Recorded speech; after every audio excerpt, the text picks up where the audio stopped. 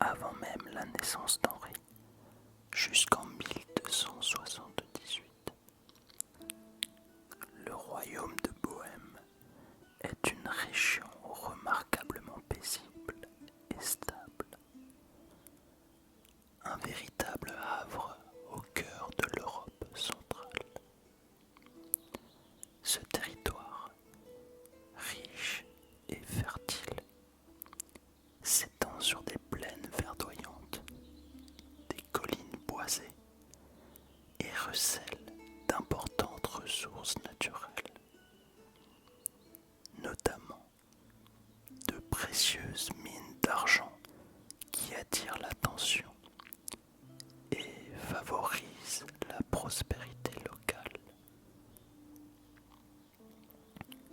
Stratégiquement située à la croisée de grandes routes commerciales reliant l'Est à l'Ouest, la Bohême forme un royaume autonome, mais reste vassal du puissant Saint-Empire romain germanique, garantissant ainsi une certaine protection, tout en conservant une large indépendance dans ses affaires internes.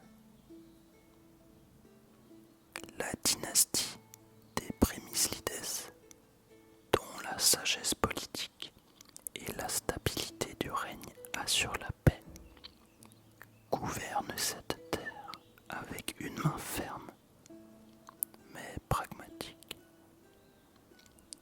Sous leur autorité, le royaume s'est développé, combinant une forte tradition féodale avec un dynamisme économique remarquable. À cette époque, le roi Ottokar II Prémisl, surnommé le roi de fer et d'or pour son caractère déterminé et la richesse de son royaume, monte sur le trône en 1253. Rapidement, il impose son pouvoir au-delà des frontières traditionnelles de la Bohême. Par la force des armes et de la diplomatie, il étend son contrôle à l'Autriche, la Styrie, la Carniole et la Carinthie, créant un royaume danubien tentaculaire, rival direct de l'autorité impériale elle-même. Ottokar II ne se contente pas d'une expansion territoriale, il est aussi un bâtisseur. Il fonde plusieurs villes, telles que Písek, pour renforcer le tissu urbain et stimuler l'économie. Il favorise l'installation de colons allemands dans ces territoires, leur accordant même des privilèges pour encourager le commerce, la production artisanale et l'agriculture.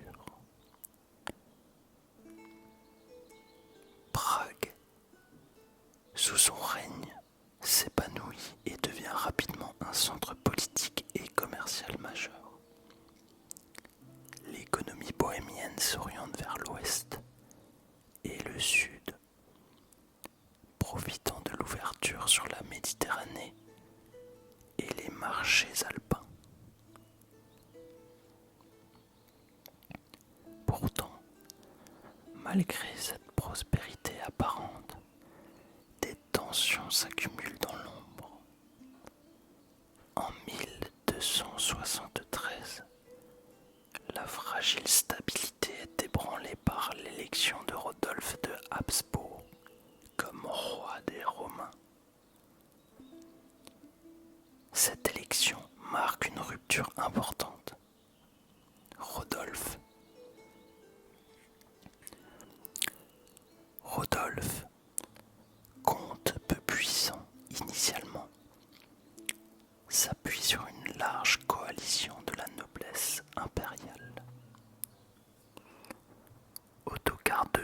refuse de reconnaître cette élection, arguant qu'un roi doit posséder un domaine conséquent et stable, ce que Rodolphe ne possède pas. Cette posture d'arrogance déclenche une guerre politique et militaire. Le conflit s'envenime rapidement. En 1276, Rodolphe lance un siège contre Vienne, un bastion stratégique. Isolé et politiquement affaibli, Ottokar doit céder ses territoires autrichiens, une concession lourde de conséquences pour son prestige et son influence.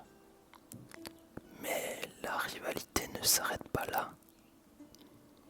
2 ans plus tard, en août 1278,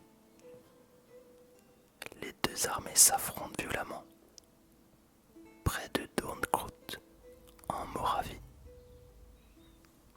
Ottokar, soutenu par des chevaliers bohèmes et mercenaires hongrois, oppose une résistance farouche aux forces de Rodolphe, épaulé par les nobles autrichiens et les Magyars.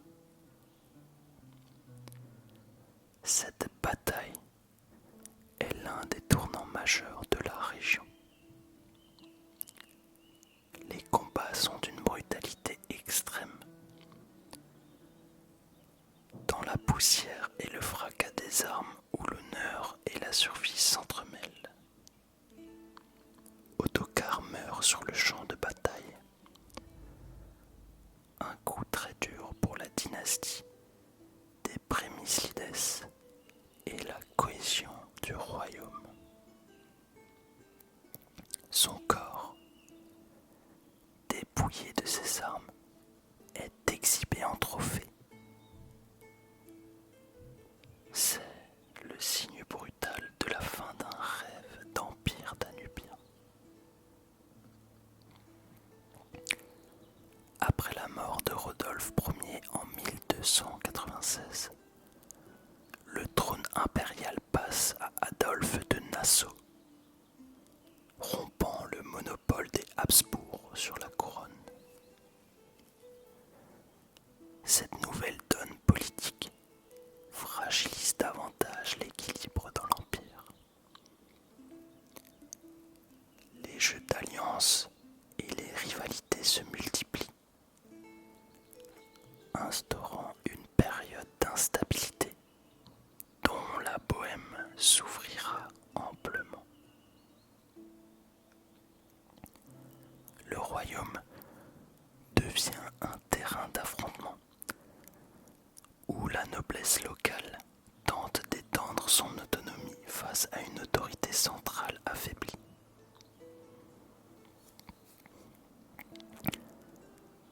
En 1310, Jean de Luxembourg accède au trône de Bohême. Cette nouvelle dynastie entend maintenir le prestige du royaume. Jean participe activement à la guerre de 100 ans, s'alliant avec les Français contre les Anglais, ce qui conduit à la bataille de Crécy en 1346. Capturé lors de cette confrontation décisive, il meurt peu après, laissant la couronne à son fils, Charles IV de Luxembourg, qui va profondément marquer l'histoire de la Bohême et de l'Empire. Le règne de Charles IV, qui devient empereur du Saint-Empire, est une période d'apogée pour la région. Il transforme Prague en une véritable capitale impériale, symbole d'un pouvoir politique et culturel. Il crée des institutions solides, favorise les arts et les sciences. Il fonde En 1348, la première université d'Europe centrale, un jalon majeur pour l'éducation et la pensée humaniste. En 1356, Charles IV promulgue la bulle d'or, un document fondamental qui organise l'élection des empereurs, stabilisant les règles du jeu politique au sein de l'Empire. Mais malgré tout cela, le cycle de prospérité et de stabilité trouve sa limite avec la mort de Charles IV de Luxembourg. Son fils Venceslas IV hérite d'un royaume et d'un empire profondément fracturés. Contrairement à son père, il ne parvient pas à imposer son autorité face à la noblesse et aux princes impériaux. Ceux-ci profitent de son manque de fermeté pour étendre leur pouvoir, défier l'autorité royale et multiplier les rivalités internes. Les querelles entre grandes familles nobles provoquent violence et désordre, fragilisant encore davantage un royaume déjà vulnérable. En 1400, Venceslas IV perd officiellement son titre de roi des Romains. Il est remplacé par Rodolphe de Habsbourg. Malgré cela, il conserve le titre de roi de Bohême, mais son pouvoir est contesté et son influence diminue. La Bohême entre alors dans une période de troubles croissants. Cette instabilité politique coïncide avec un bouleversement religieux profond.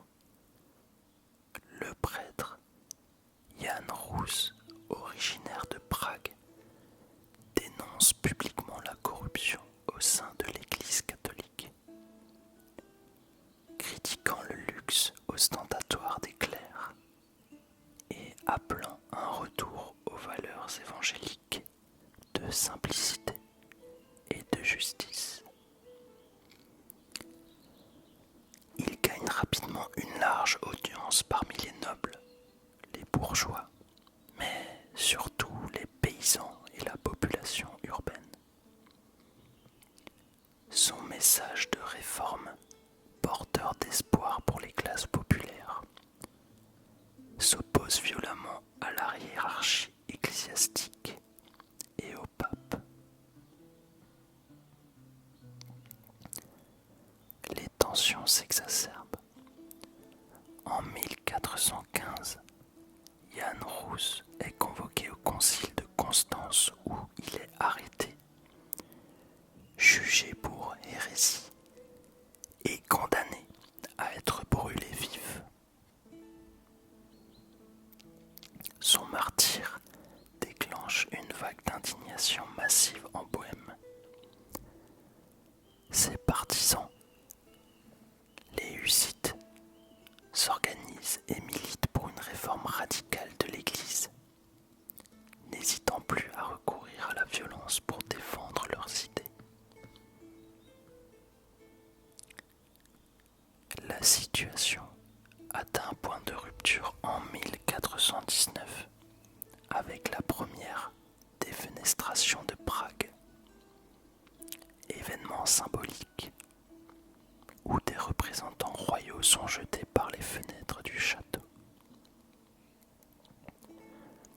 La Bohême bascule dans une guerre civile violente et prolongée.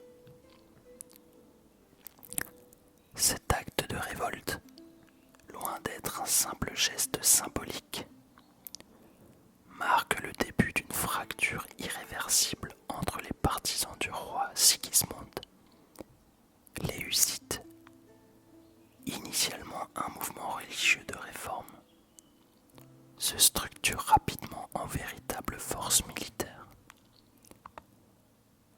Ils sont divisés en plusieurs factions, les plus célèbres étant les modérés, qui cherchent un compromis avec l'Église et la couronne, et les radicaux, comme les Taborites, qui prônent une révolution sociale et religieuse plus violente. Ces groupes adoptent une organisation militaire novatrice, combinant armement traditionnel et nouvelles tactiques, notamment l'usage de chariots fortifiés, véritable innovation dans l'art de la guerre médiévale. Face à cette résistance farouche, Sigismund rassemble ses forces, appuyé par la noblesse catholique et par des croisades lancées par le pape pour écraser les hérésies. Plusieurs expéditions militaires sont organisées pour tenter de reprendre le contrôle de la Bohême. Mais ces croisades connaissent des défaites cuisantes, notamment lors des batailles de Witkow Hill en 1420 et de Nemeski Brod en 1422, où les milices hussites, grâce à leur discipline et leur ferveur religieuse, repoussent les armées impériales. La guerre entraîne une désolation massive. Les campagnes sont ravagées, les villages incendiés ou pillés par les deux camps. La population civile, principalement paysanne, subit une violence extrême, oscillant entre la terreur des combats et la misère due à la famine et aux maladies. De nombreuses familles se retrouvent déplacées, cherchant refuge dans des villes fortifiées ou dans les montagnes. Le conflit ne se limite pas à un simple affrontement militaire. Il est aussi un combat idéologique. Les Hussites remettent en cause non seulement le pouvoir de l'Église, mais aussi les fondements mêmes de la société féodale. Ils revendiquent une égalité devant Dieu, rejetant le luxe et la corruption des élites. Ils prônent un partage plus équitable des terres.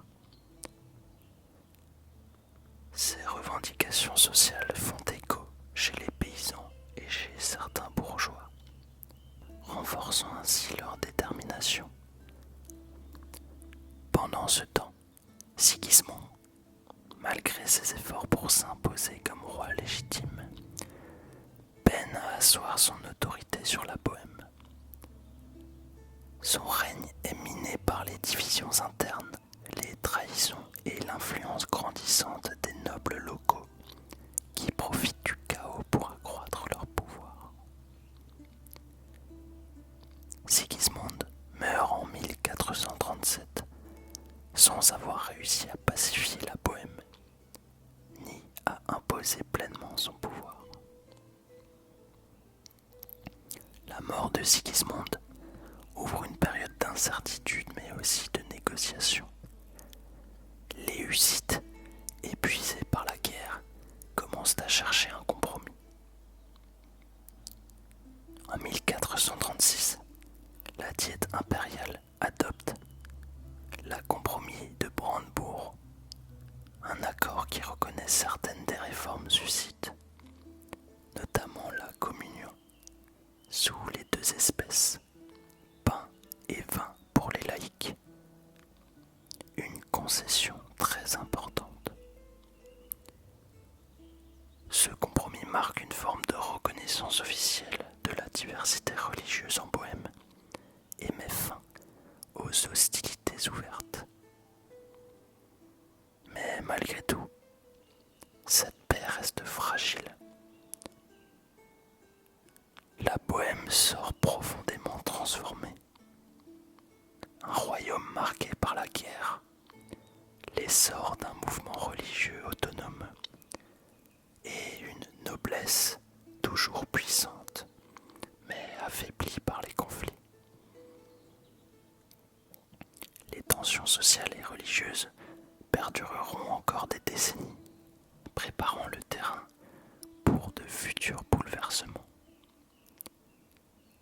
Ainsi se déroule la longue et tumultueuse histoire de la Bohême médiévale. Un royaume au carrefour des ambitions impériales et des révoltes populaires. Théâtre d'une transformation profonde qui façonnera durablement l'Europe centrale.